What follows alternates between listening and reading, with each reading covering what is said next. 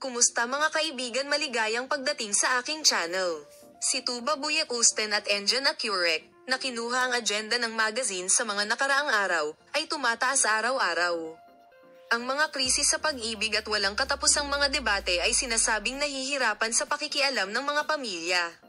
Sa partikular, tinatrato ng pamilya ni Tagba si Engin sa panauhin at ang balita tungkol sa kurso ng relasyon ay nagtanong sa mundo ng bagahe. Gayunpaman, si Engin Accurek ay tumugon ng husto sa lahat ng mga alingaw-ngaw na ito.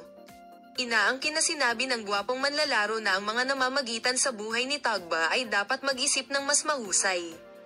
Inaangkin na ang lahat na sumubok na makapinsala sa relasyon na ito ay makakatagpo.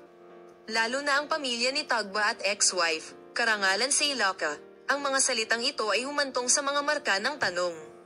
Si Engin Accurek, na kilala sa kanyang katahimikan, ay binibigyang kahulugan bilang pinakadakilang patunay na nakaramdam siya ng malubhang presyon sa relasyon.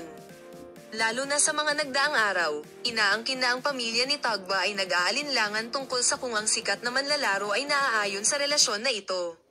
Sa isang espesyal na pagpupulong sa anak na babae ng ina ni Tagba, kailangan mong mag-isip tungkol sa iyong sariling kabutihan. Ikaw ay nasa isang palaging pananatili. Mapapasaya ka ba ni Engin?